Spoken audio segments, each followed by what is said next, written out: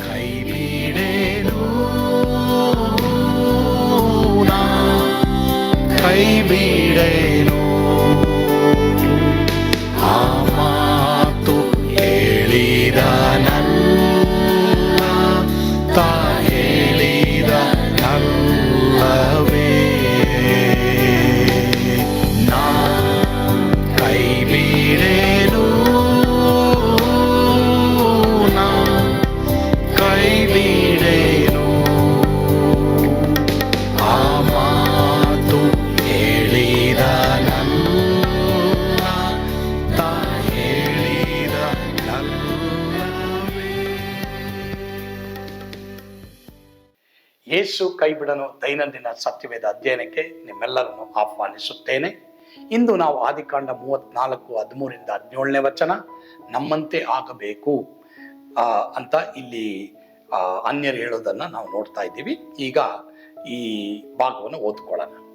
ಶೆಕೆಮನು ತಮ್ಮ ತಂಗಿಯಾದ ದೀನಳನ್ನು ಕೆಡಿಸಿದ್ರಿಂದ ಯಾಕೋಬನ ಮಕ್ಕಳು ಅವನಿಗೂ ಅವನ ತಂದೆಯಾದ ಹಮೋರನಿಗೂ ಕಪಟದಿಂದ ಉತ್ತರ ಕೊಟ್ಟು, ಸುನ್ನತಿ ಇಲ್ಲದವನಿಗೆ ನಮ್ಮ ತಂಗಿಯನ್ನು ಕೊಡುವುದಕ್ಕಾಗುವುದಿಲ್ಲ, ಹಾಗೆ ಕೊಡುವುದು ನಮಗೆ ಅಪಮಾನ. ನಿಮ್ಮಲ್ಲಿ ಪುರುಷರೆಲ್ಲರೂ ಸುನ್ನತಿ ಮಾಡಿಸಿಕೊಂಡು ನಮ್ಮಂತೆ ಆಗಬೇಕು.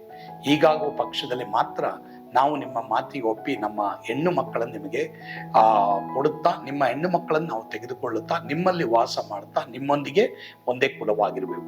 ನೀವು ನಮ್ಮ ಮಾತಿಗೆ ಒಪ್ಪದೆ ಸುನ್ನತಿ ಮಾಡಿಸಿಕೊಡದೆ ಹೋದ್ರೆ ನಾವು ನಮ್ಮ ಹುಡುಗಿಯನ್ನು ಕರೆದುಕೊಂಡು ಹೋಗುತ್ತೇವೆ ಅಂದರು. ಸೊ ಇವಾಗ ಇಲ್ಲಿ ಈ ಮಾತನ್ನ ನಮ್ಮಂತೆ ನೀವು ಆಗ್ಬೇಕಂತ ಹೇಳಿದ್ಯಾರಂದ್ರೆ ಯಾಕೋಬನ ಮಕ್ಕಳೇ. ಯಾಕೋಬನ ಮಕ್ಕಳಿಗೆ ಕೋಪ ಇದೆ ನೋಡಿ. ಆದ್ರೆ ಇವ್ರು ಏನ್ ಮಾಡ್ತಾರೆ, ಕಪಟದಿಂದ ಏನ್ ಹೇಳ್ತಾರೆ, ಸುನ್ನತಿ ಇಲ್ಲದಂತ ನಿಮಗೋಗಿ ನಾವು ನಮ್ಮ ತಂಗಿಯನ್ನು ಕೊಡ್ಬೇಕಾ? ನಿಮ್ಮಲ್ಲಿ ಎಲ್ಲ ಪುರುಷರು ಸುನ್ನತಿ ಮಾಡ್ಕೊಂಡ್ರೆ ಖಂಡಿತವಾಗಿ ಅಂಥವರಿಗೆ ನಮ್ಮ ತಂಗಿಯನ್ನ ಕೊಡ್ತೀವಿ ಅಂತ ಹೇಳಿದ್ರು. ಇಲ್ಲಿ ಅವರು ನಮ್ಮ ತಂಗಿಯನ್ನು ಕರ್ಕೊಂಡು ಹೋಗ್ತೀವಿ ಅಂತ ಇವ್ರು ಹೇಳಿದ್ರು. ಕಪಟ. ಪ್ರಿಯರೇ, ಈ ಕುಟುಂಬದಲ್ಲಿ ಇನ್ನೊಂದು ಸಮಸ್ಯೆ ಉಂಟಾಗ್ತದೆ. ಅಂದ್ರೆ ಇಲ್ಲಿ ಕೊಲೆ ಮಾಡುವಂತ ಒಂದು ಆತ್ಮ ಅವರೊಳಗಡೆ ಬರ್ತದೆ.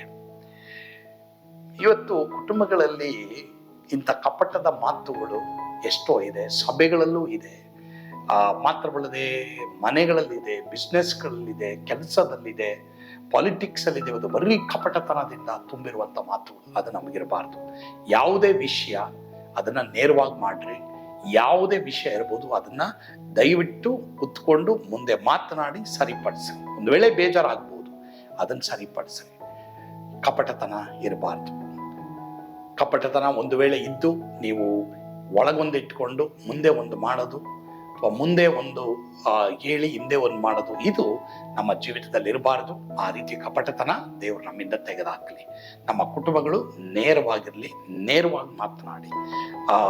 ಬಹಿರಂಗವಾದ ಗದರಿಕೆ ಲೇಸು ಅಂತ ದೇವರ ವಾಕ್ಯದಲ್ಲಿ ಬರೆದಿದೆ ಅಲ್ವಾ? ನಾವು ಸುಮ್ಮನೆ ಹಿಂದೆ ಏನೋ ಇಟ್ಕೊಂಡು ಕಪಟದ ಮಾತಿಗಿಂತ ಬಹಿರಂಗವಾಗಿ ಗದರಿಸೋದು ಮೇಲು. ಆದ್ರಿಂದ ಆ ರೀತಿ ನಮ್ಮ ಕುಟುಂಬಗಳು ನೇರವಾಗಿ ನಡೀಲಿ. ಆಮೇಲೆ ಪ್ರಾರ್ಥಿಸೋಣವಾ. ನಮ್ಮನ್ನು ಬಹಳವಾಗಿ ಪ್ರೀತಿ ಮಾಡಿದಂಥ ನಮ್ಮ ಸ್ವರ್ಗೀಯ ತಂದೆಯಾದ ದೇವರೇ, ಯಾಕೋಬನ ಕುಟುಂಬದಲ್ಲಿ ಇನ್ನೊಂದು ಆಟಿಟ್ಯೂಡ್, ಕ್ಯಾರೆಕ್ಟರ್, ಇನ್ನೊಂದು ಬಿಹೇವಿಯರ್ ಬಂದುಬಿಡ್ತು. ಅದು ಕಪಟತನ. ಕೊಲೆ ಮಾಡುವಂತ ಒಂದು ಪ್ಲಾನ್, ದುರುದ್ದೇಶ ಅಲ್ಲಿ ಉಂಟಾಯಿತು. ಇವತ್ತು ಎಷ್ಟೋ ಕುಟುಂಬಗಳಲ್ಲಿ ಆ ರೀತಿ ಇದೆ ಸ್ವಾಮಿ. ದೇವರೇ, ಅಂತ ಒಂದು ಕಪಟತನ ತೆಗೆದಾಕು ದೇವರೇ. ಆ ಕುಟುಂಬ ದೇವರೇ, ಯಾಕೋಬ ಏಸಾವನ್ನು ನಾವು ನೋಡುವಾಗ ಅವರಲ್ಲಿ ದೇವರೇ 20 ವರ್ಷದ ವೈಮನಸ್ಸು, ಆ ರೆಸ್ಟೋರೇಷನ್ ಆಯಿತು, ಪುನಃಸ್ಥಾಪನೆ ಆಯಿತು. ಅದೇ ಥರ ಕುಟುಂಬಗಳಲ್ಲಿ ಪುನಃಸ್ಥಾಪನೆ ಇರಬೇಕು ಹೊರತು ದೇವರೇ ಈ ರೀತಿಯ ಒಂದು ಕಪಟತನ ಇರಬಾರ್ದು. ಮಾತ್ರವಲ್ಲದೆ ಒಂದು ಹೆಣ್ಣು ಮಗಳು ಮಾಡಿದಂಥ ತಪ್ಪಿನಿಂದ ಎಷ್ಟೋ ಆ ಕುಟುಂಬದಲ್ಲಿ ತೊಂದರೆ ಉಂಟಾಯಿತು. ಆ ರೀತಿ ಆಗದ ಹಾಗೆ ನೀ ಕಾರ್ಯ ಮಾಡು. ಸ್ತುತಿ, ಘನ, ಮಾನ, ಮಹಿಮೆ ನೀವು ಒಬ್ಬರೇ ಹೊಂದಿಕೊಳ್ಳ್ರಿ ಸ್ವಾಮಿ. ಯೇಸುವಿನ ಹೆಸರಿನಲ್ಲಿ ಪ್ರಾರ್ಥಿಸ್ತೇವೆ ದೇವರೇ, ಆಮೆನ್. God bless you. ಕರ್ತನು ನಿಮ್ಮೆಲ್ಲರನ್ನ ಆಶೀರ್ವಾದ ಮಾಡಲಿ. ಸ್ವರ್ಗದ ಆನಂದ ನಿಮ್ಮೆಲ್ಲರನ್ನು ತುಂಬಿ ತುಳುಕಲಿ. ಆಮೆನ್.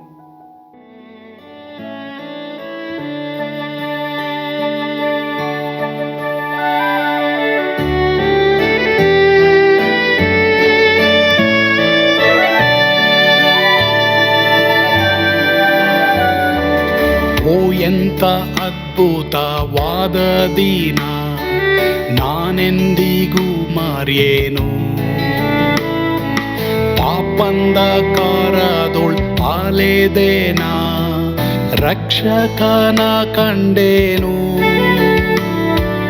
ಓ ಕೋಮಲ ಕರುಣೆಯುಳ್ಳ ಯೇಸು ಎನ್ ಕೊರತೆ ನೀಗಿದ.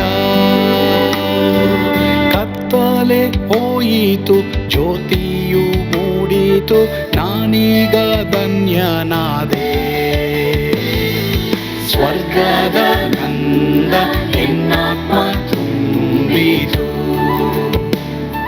ಶಿಲುಬೆನಾಥ ಎನ್ ಸ್ವಸ್ಥಗೈದನು.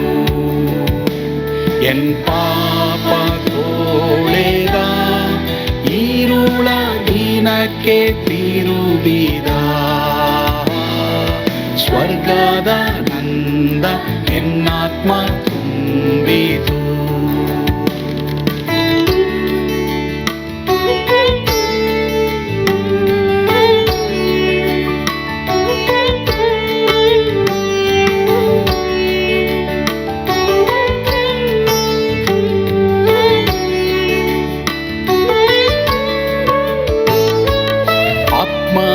ನೂತನ ಜನ್ಮದಿಂದ ದೇವಪುತ್ರನಾದೇನು. ನೀತಿ ನಿರ್ಣಯವ ಹೊಂದಿದೇನು, ಭಾಗ್ಯವಂತನಾದೇನು. ಪಾಪಾತ್ಮನಾಗಿ ನಾ ಬಂದಾಗಲೇ ಆಶೀರ್ವಾದ ಸಿಕ್ಕಿತು. ಕೃಪೆಯ ಮೂಲವೇ ರಕ್ಷಣೆ ಹೊಂದಿದೆ, ಸುನಾಮ ಕೊಂಡಾಡುವೆ. ಸ್ವರ್ಗದ ನಂದ ಎನ್ನಾತ್ಮ ತುಂಬಿತು. ಶಿಲುಬೆನಾಥ ಎನ್ ಸ್ವಸ್ಥಗೈದನು. ಎನ್ ಪಾಪ ತೋಳೆದ, ಈರುಳ ದಿನಕ್ಕೆ ತಿರುಗಿದ. ಸ್ವರ್ಗದ ನಂದ ಎನ್ನಾತ್ಮ ತುಂಬಿತು.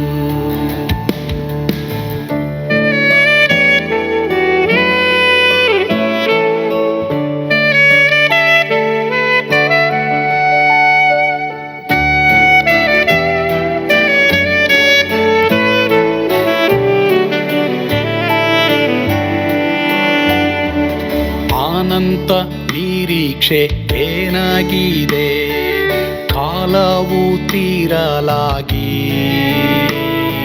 ಸ್ವರ್ಗದ ಭವ್ಯ ಬಿಡಾರದಲ್ಲಿ ನಿತ್ಯವಾಗಿ ಇರುವೆ. ಶಿಲುಬೆ ನನಗೆ ಆಶ್ರಯವೇ, ನಂಬಿಕೆಗಾಧಾರವೇ. ನಿತ್ಯ ಐಶ್ವರ್ಯವ ದಿವ್ಯಾಶೀರ್ವಾದವ ಕರ್ತ ಇವನೇ ನಗೆ. ಸ್ವರ್ಗದ ನಂದ ಎನ್ನಾತ್ಮ ತುಂಬಿತು. ಶಿಲುಬೆನಾಥ ಎನ್ ಸ್ವಸ್ಥಗೈದನು. ಎನ್ ಪಾಪ ತೋಳೆದ, ಈರುಳ ದಿನಕ್ಕೆ ತಿರುಗಿದ.